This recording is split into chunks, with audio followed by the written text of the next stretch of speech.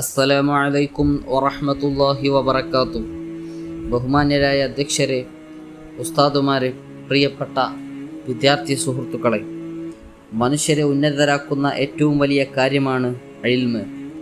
ഇൽമുള്ളവൻ സമൂഹത്തിൽ എന്നെന്നും ആദരിക്കപ്പെടുകയും ബഹുമാനിക്കപ്പെടുകയും ചെയ്യും. വിശുദ്ധ ഖുർആൻ ഇങ്ങനെ ചോദിക്കുന്നുണ്ട്: നിങ്ങളിൽ അറിവുള്ളവരും ഇല്ലാത്തവരും തുല്യരാണോ? ഏത് കാര്യത്തെക്കുറിച്ചും അറിവുണ്ടായിരിക്കുക എന്നത് വലിയ മഹത്വം തന്നെയാണ്.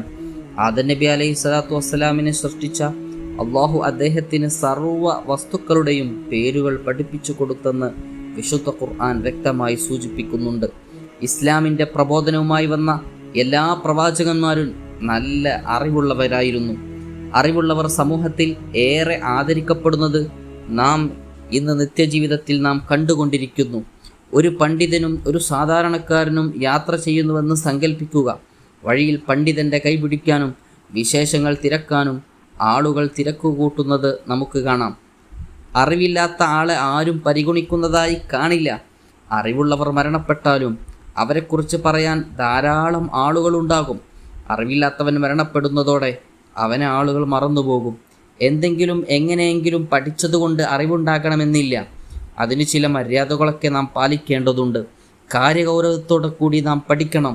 അതുമായി ബന്ധപ്പെട്ട കാര്യങ്ങളെ ബഹുമാനിക്കണം, പഠിച്ചതനുസരിച്ച് പ്രവർത്തിക്കണം എന്നിവയെല്ലാം ഇവയിൽ മുഖ്യമായ കാര്യങ്ങളാണ്.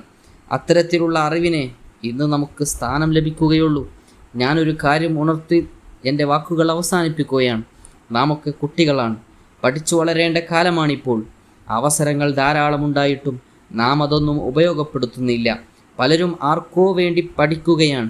ഉമ്മ വഴക്ക് പറയുമോ, ഉസ്താദ് കണ്ണുരുട്ടുമോ എന്നൊക്കെ പേടിച്ചാണ് നമ്മിൽ പലരും പഠിക്കുന്നത്.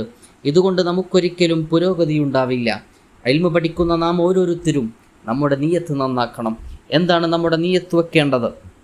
ഇൽമ് പഠിക്കുന്നത് കൊണ്ട് അള്ളാഹുവിൻ്റെ പ്രീതി, അള്ളാഹുവിൻ്റെ പൊരുത്തം, അത് ഉദ്ദേശിച്ചുകൊണ്ടാണ് നാം ഇൽമ് പഠിക്കേണ്ടത് എന്ന് മാത്രം ഓർമ്മപ്പെടുത്തി അള്ളാഹു സുബ്ഹാനഹു വ തആല നമുക്കൊക്കെ നാഫിഅ ഇൽമിനെ ഏറ്റി തെരുമാറാകട്ടെ എന്ന് മാത്രം ഓർമ്മപ്പെടുത്തി ഞാൻ എൻ്റെ വാക്കുകൾ അവസാനിപ്പിക്കുന്നു.